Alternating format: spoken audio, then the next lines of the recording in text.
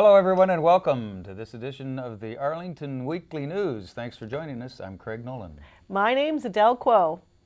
And this is our New Year's show for 2016. The last of the Burr months for 2016 is upon us, and we hope you're having a successful and safe and enjoyable holiday season as Christmas is past now, and we're looking forward to the new year. And this is also our Don Hammond memorial commemorative show. So we have some special video treats for you later on in the show, so stick around for that. Our usual, I should do our social media don't forget, reminder. we're on social media. Don't forget our social media reminder. We're on Facebook and YouTube. Check them out, and then just when you get there, look for the number 1. And check us out on Facebook and YouTube. We're out there. Unbelievable. Hard to believe, but we're there. We're there. We're so with it. That's it. So we have the usual stuff here tonight. Well, almost usual stuff. Oh, thanks, Bill. Our news and CBB segments. Adele is here with another edition of It's Easy Being Green. Thanks, Adele.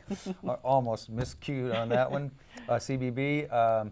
A roll-in from Denise Pringle. Is she doing Sleeping Beauty tonight? I'm not sure. But anyway, Denise will be here.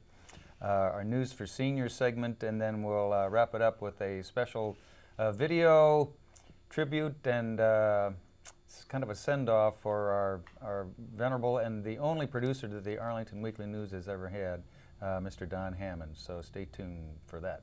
But right now it's time for our first of our news items. Well, the cleaning crew at a local restaurant had made a grisly discovery. A middle-aged man was found by the team in Crystal City's Ruths Steakhouse. He was dead. His body was found shortly before 2 p.m. on Monday, December 26. Officials say there is no evidence of foul play. However, the investigation is still ongoing. The name of the deceased person has not been released. Adele. All right, well, some 2017 updates. As we start celebrations for the new year, here are some updates around the county to look out for in the new year. And Craig, back to you. All right, in our updates, the Clarendon-based Comcast Service Center is moving. Their location at 2707 Wilson Boulevard, where we do the show from every week, is being closed starting Saturday, January of 17. They'll be moving to a new location near Courthouse Road, down in the Courthouse area, 1515 North Courthouse Road to be specific. Their new facility will be called the Xfinity Store. Comcast customers can make payments, change equipment, and get other services there. Arlington Independent Media presently shares the same building with Comcast, and under a new franchise agreement, Comcast will continue providing its rent obligation to us until January of 2018. Adele. Well, it looks like we're getting some Wi-Fi in our metro. Metro riders can look forward to a bit of good news despite the ongoing Safe Track work. In 2017, Metro plans to expand Wi-Fi to all of its Metro stations. 60% of the underground stations are expected to have Wi-Fi by the summer of 2017, and the final 40% should be online in 2018. Craig. And also in our news items, well, it is possible that at some point in the new year, one of the penalties for marijuana possession could be reduced. State Senator Adam Ebbin has introduced legislation to erase the requirement that people convicted of possessing marijuana should lose their right to vote for up to 6 months. The State Attorney General, Theo Stamos, also supports the measure. Ebbin previously submitted the bill earlier this year. However, despite a 31-9 vote in favor of the measure, a House of Delegates committee has canceled that measure. This time around, the measure also needs written assurances from the Federal Highway Administration, and they want to be assured that federal money will not be lost because of this move. Adele. Well, Arlington is the safest for drivers.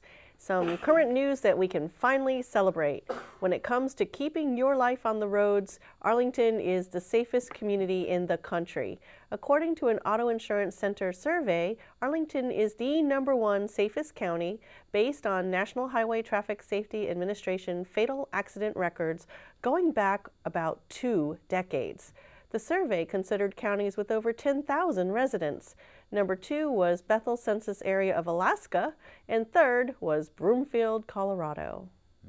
That's surprising. It is, isn't it? Surprising information. Considering how congested we are. I wonder if that measures the frustration level as well of drivers in and That around would be a Arlington. totally different one. But that's good news for Arlington It drivers, I is. guess, safest community. That's good. That's great.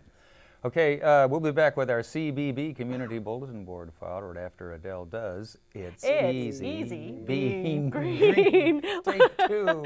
Yeah, we miss you, Daniel. Well, we do. So here's Adele with this week's edition of EBG. Well, thank you, Craig. Joe Tree Frog and I would like to make a toast on our last show for 2016. Nearly 200 nations adopted the Paris Climate Change Agreement last December 2015.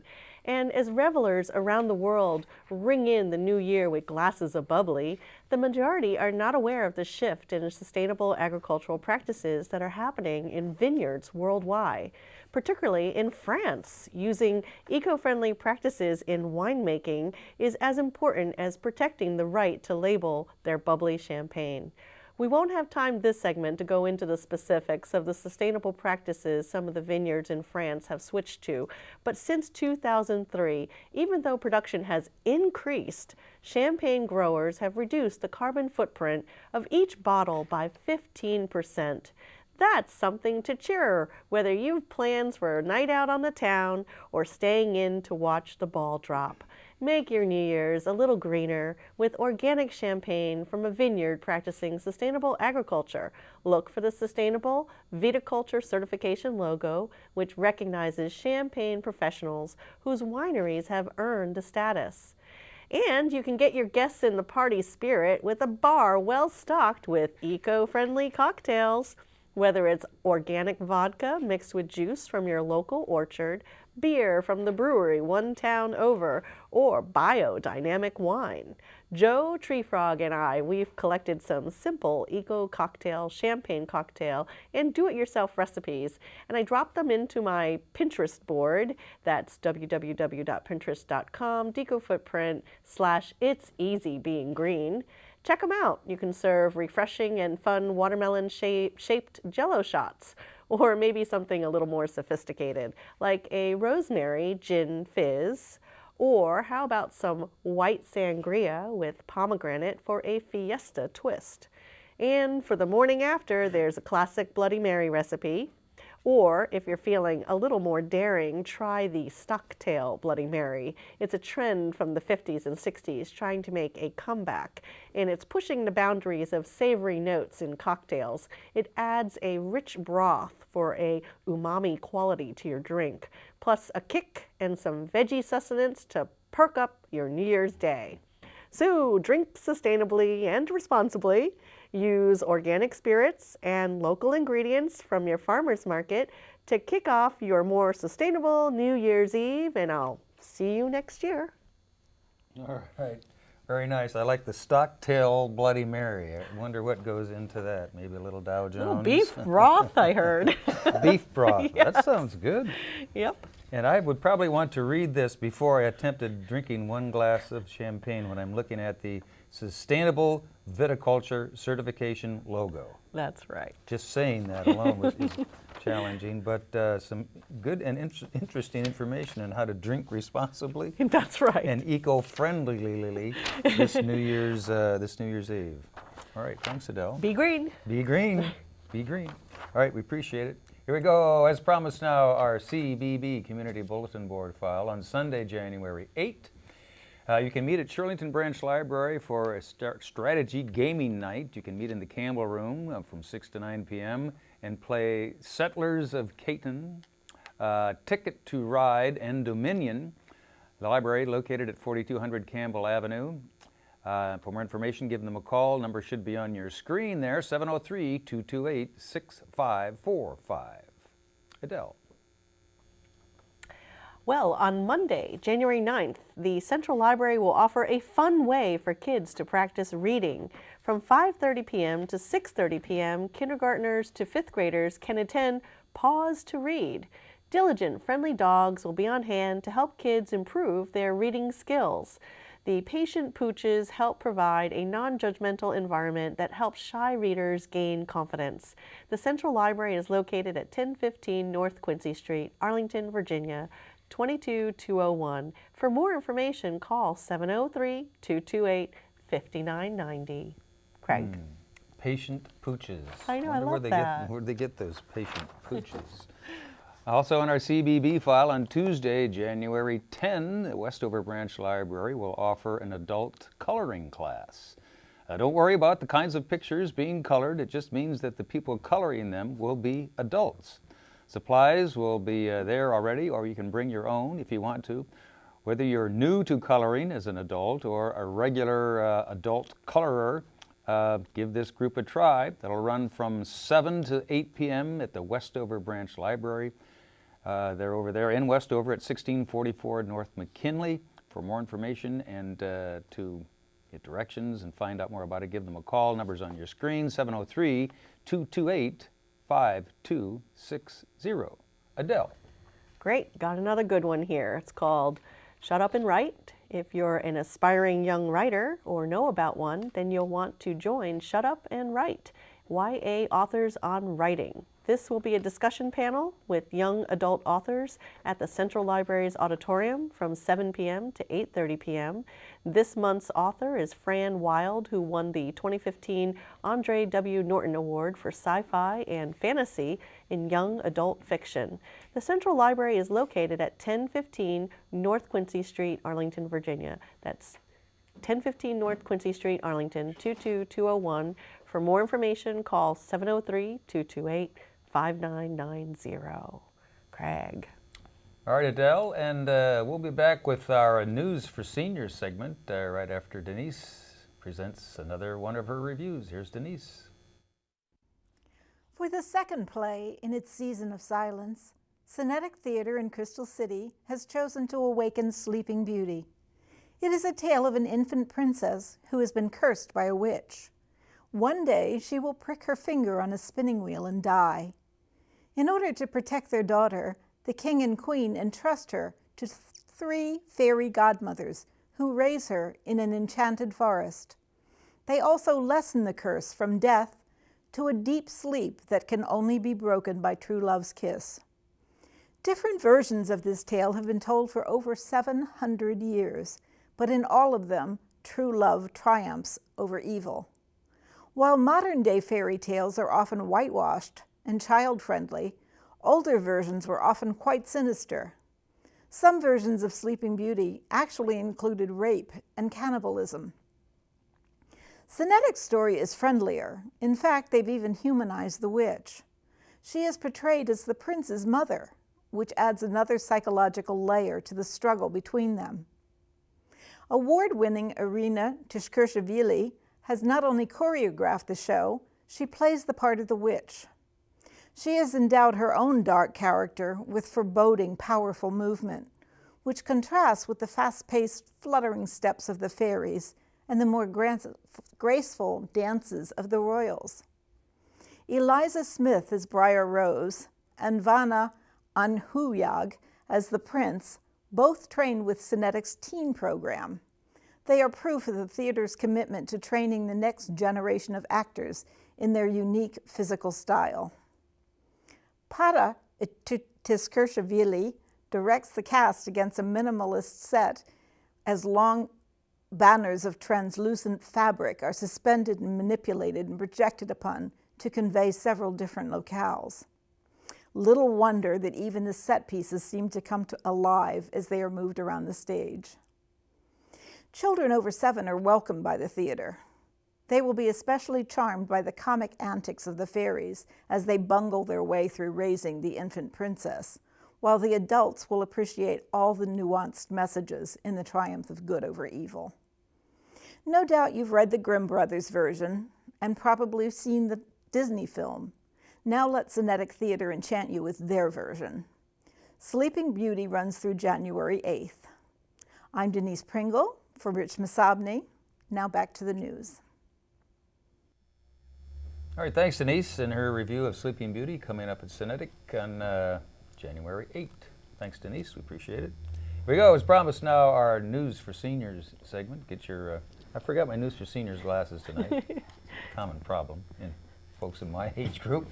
So here we go with our first of our items. Well, it may be that one way you can tell that you're really a senior is whether or not you remember the Mahjong craze, which started back in the 1920s, or its subsequent revivals over the years since then. If you can still remember, or if you'd just like to learn, there's a Mahjong group that meets on Saturdays from 12 to 3:45. You can join in all the fun down at Walter Reed Center. They're located at 2909 South 16th Street. Participation is free, and they would like you to register. Call them in advance just to know how many people are coming. Give them a call. Number should be on your screen there, 228 with a 703 in front of it, 228-0955. Adele. Arlington County's 2017 tribute to Dr. Martin Luther King Jr. will be held on Sunday, January 15, 2017 from 5 to 6:30 p.m. The event will take place at Wakefield High School, located at 1325 South Dinwiddie Street, Arlington, Virginia, 22206. This 48th annual program will feature spoken word, live music, and dance. Please note that this is a ticketed event. There is no cost to attend, but tickets must be reserved in advance. To reserve your tickets and get complete program information, visit www.mlktribute.org. Craig. Okay, Adele, that's our only two tonight. Oh, yes. Promise Short, to sweet. have some more next year. That's our News for Seniors segment, and we'll wrap up here and come back with a salute and a send-off and a bye-bye if we have time. But 2016, the year 2016, brought many changes to all of us, and one of the toughest and the saddest for us was the passing of our producer and friend Don Hammond. He was the originator of the Arlington Weekly News and an occasional interviewer, an occasional on-camera talent, as well as a producer, promoter, and just all-around sponsor and effort that put the Arlington Weekly News together about 35 years ago, and we're still at it. And so a lot of what we do here is in remembrance of Don Hammond and just his energy and his passion for access television. So we've got a little video tribute here that we'd like to have you take a look at as we remember our producer, Don Hammond. What can I tell you about Uncle Don Hammond? We go back all the way to 1981. He was just starting up the Arlington Weekly News, and they had a contest. And the contest was to come up with some opening music for the show. It was a jingle, as it were.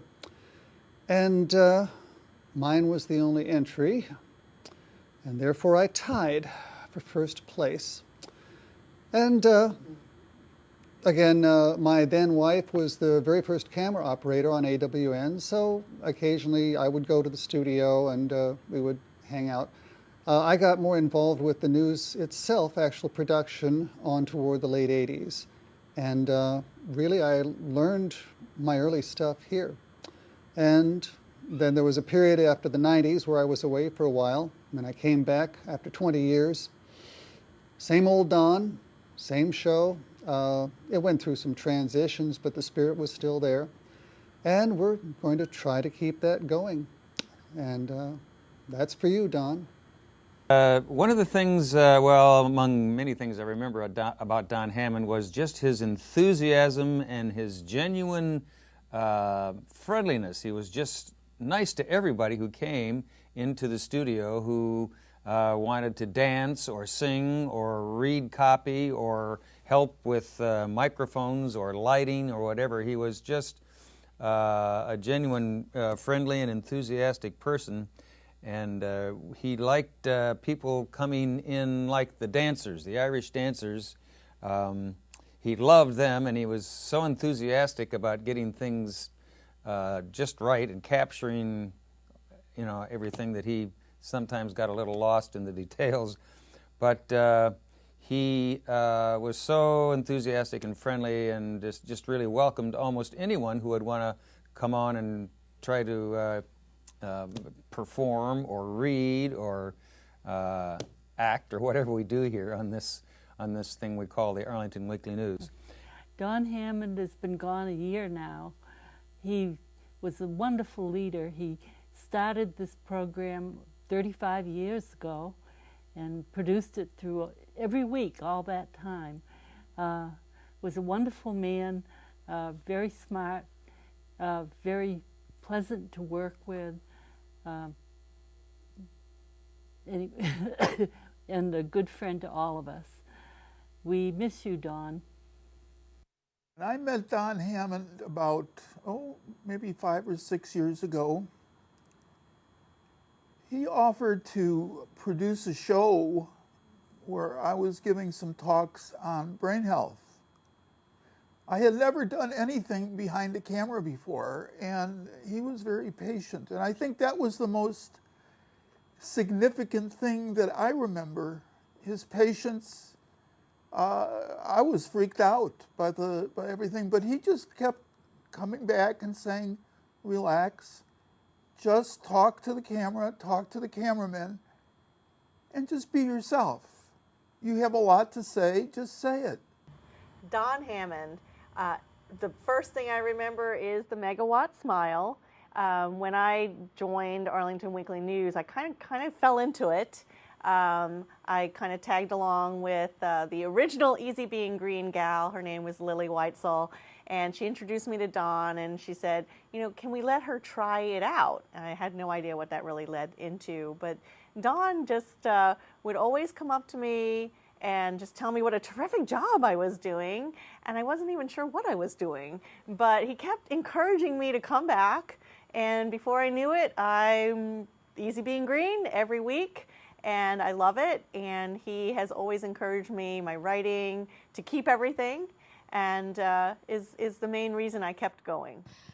Don Hammond, though he did not discover me, another member of the crew did. He welcomed me from the moment I came, and he'd always chuckle, even when I didn't know what I was doing, and he'd tell me, you're going to do just fine, and then he'd walk away shaking his head, and I wasn't sure what that meant. One of my memories that is constant is that I do a lot of interviews on the Weekly News, and I'd send Don my notes, tell him who I was interviewing. He'd know their backgrounds, and he never really gave me a lot of feedback. But then when the time came to do the interview and I was sitting there with my guest, Don would come over, welcome the guests, and ask them the very best question ever. And I was like, Don, why didn't you tell me that? That's such a good question, and I'm not prepared to answer that. And then they'd spill all this great information out to Don, and I thought to myself, Don Hammond, that's why he runs the show. I first met Don Hammond in March of 2011, so I'm not a long-term person. I had worked for CBS in Washington, both locally and nationally. And what I found first, that Don Hammond was a gentleman before anything else that was said. He was comparable and complimentary to the very best of eyewitness news in the 70s, and CBS is very, very best, and that was my good luck to meet a gentleman like that who did know the craft, and what we do is the craft. Hello, from Mission Viejo, California. I'm Daniel Pineda. Today I want to join the crew in thanking a man who created this program 35 years ago, Don Hammond. Don, thank you so much for letting us be part of this news program, the Arlington Weekly News. I remember in 2008 when I graduated American University as an aspiring journalist, you helped me be part of this program 8.5 years ago. Don, thank you so much for all of the great laughs that we had, the many great stories, and the great suggestions and advice you had to offer me. We miss you, Don. Thank you so much for all of the memories. Of course, no Don Hammond tribute would be complete without Don Hammond.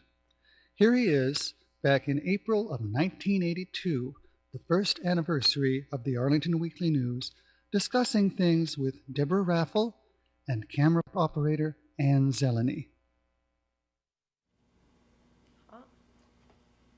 Well, you remember when Outdoors had this for their logo when Kathleen Devine was doing it? Yeah, I miss her a lot. She disappeared into the sunset.